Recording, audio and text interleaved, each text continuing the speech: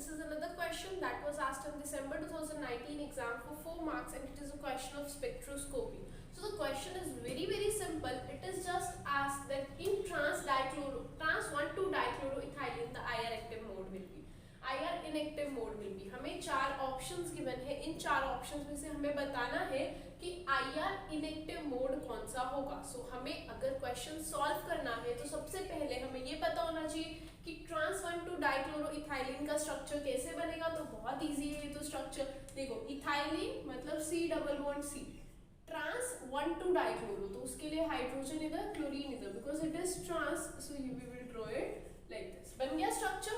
अब पूछा हुआ है कि इसमें से IR इनएक्टिव मोड कौन सा होगा. तो कंडीशन क्या है IR इनएक्टिविटी के लिए. कंडीशन ये है कि there should be some change in dipole moment. There should be some change in dipole moment. अब देखो जरा, अगर तो हम इस स्ट्रक्चर को ऐसे ही देखें, अगर इसकी ग्राउंड स्टेट पे या most like we can say most stable state पे देखें जो कि हमने ड्रॉ कर रखी है, यहाँ पे इसका कुछ भी डायपोल मोमेंट नहीं होगा क्योंकि चार्ज जो इस डायरेक्शन में है that will be cancelled out due to charge in this direction. और सिमिलरली ऐसे बहुत सिमेट्रिकल सा स्ट्रक्चर है, इसमें कोई भी हमारे पास डायपोल मोमेंट नहीं होगी. ठीक है, ये कौन सा केस है.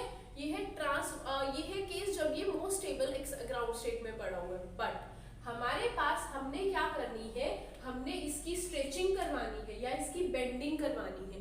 अगर वो करवाने के बाद भी इसमें कोई डायपोल मूवमेंट नहीं आया तो ये इनएक्टिव हो जाएगा. अगर बाद में भी कोई डायपोल मूवमेंट नहीं आया तो ये इनएक्टिव हो जाएगा. और अगर हमारे पास ये स्ट्रेचिंग और बेंडिंग करवाने के बाद कोई डायपोल मूवमेंट आ गया तो ये एक्टिव होगा. तो चेक करते हैं. सबसे पहले हमें करना है CCl सिमेट्रिक स्ट्रेच. क्या है CCl symmetric stretch. Now what is CCl. CCl यहाँ पे रिप्रेजेंट करता है C और Cl बॉन्ड की, मतलब इस वाले बॉन्ड की हमें दोनों, ये वाला और ये वाला, दोनों बॉन्ड्स की सिमेट्रिक स्ट्रेचिंग करनी है. चाहे आपने कभी स्पेक्ट्रोस्कोपी पढ़ी भी नहीं है, इंग्लिश तो पढ़ी है ना, बेसिक वर्ड्स का मतलब तो पता है. CCl की सिमेट्रिक स्ट्रेचिंग कर दो. सिमेट्रिक स्ट्रेचिंग का मतलब क्या है, दोनों साइड पे इक्वल स्ट्रेचिंग कर दो. तो अगर मैं दोनों साइड पे इसकी इक्वल स्ट्रेचिंग कर दूं तो ये बॉन्ड थोड़ा सा लंबा हो जाएगा और फिर ये वाला बॉन्ड थोड़ा सा लंबा हो जाएगा. उससे क्या फर्क पड़ता है. अभी भी तो डायपोल मोमेंट क्या होती है, चार्ज पे डिपेंड करती है, डिस्टेंस पे डिपेंड करती है.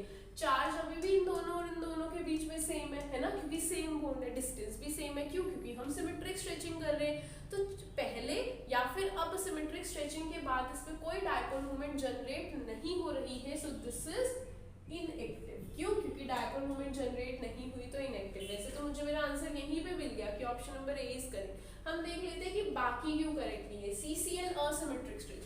असिमेट्रिक स्ट्रेच में हमें क्या करना है, एक को ज्यादा और दूसरे को कम स्ट्रेच करना है. तो जब हम इस तरह की स्ट्रेचिंग करते हैं तो क्या होता है, जब हम इस तरह की स्ट्रेचिंग करते हैं तो हमें पता चलता है कि यहाँ पे क्योंकि dipole moment is the product of charge and distance. माना कि कार्बन और क्लोरीन के बीच में चार्ज अभी भी सेम है, लेकिन डिस्टेंस तो चेंज हो गया, ये कम है और ये ज्यादा है. तो डायपोल मोमेंट अब कुछ ना कुछ तो आ जाएगी, जीरो तो नहीं आएगी, तो कुछ डायपोल मोमेंट आ जाएगी. So this is active. मेरे पास ये तो आ गया इनएक्टिव और ये आ गया एक्टिव. अगला वाला देख लो, CCH की असिमेट्रिक स्ट्रेचिंग. अगेन अगर CCH की असिमेट्रिक स्ट्रेचिंग करते, देखो ये तो इक्वल है.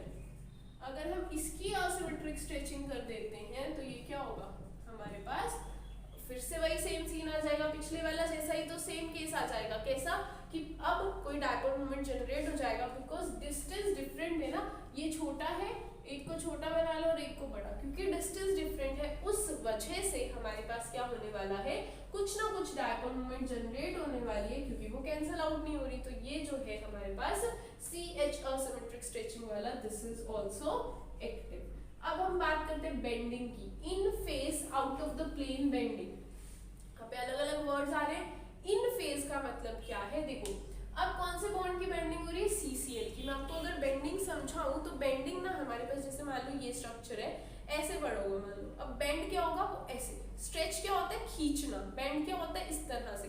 मतलब बेंड, अगर मेरे को इसको बेंड करना, मैं ऐसे बेंड कर दूंगी, दिस इज बेंडिंग. तो आपको क्या करना है, CCl बॉन्ड की पहले तो बेंडिंग करनी है. बेंडिंग भी कैसे करनी है, आउट ऑफ द प्लेन, मतलब प्लेन के बाहर आना चाहिए. जैसे ये है ना, ये प्लेन से बाहर आना चाहिए. और इन फेज,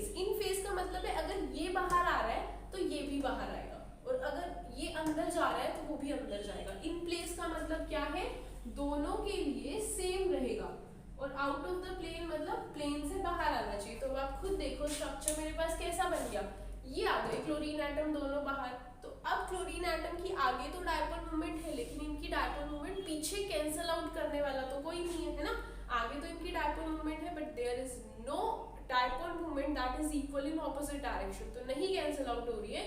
सो यहाँ पे भी कुछ ना कुछ डायपोल मोमेंट रहेगी। So this is also active. ये हमारे पास तीनों के तीनों एक्टिव आ गए। तो आंसर क्या आएगा इसका, CCl symmetric stretch, that is a IR inactive mode. Okay, so इस तरह से आप बाकी इस पर्टिकुलर टॉपिक से IR एक्टिविटी है उससे आप बहुत क्वेश्चंस पूछे जाते हैं एग्जाम्स में।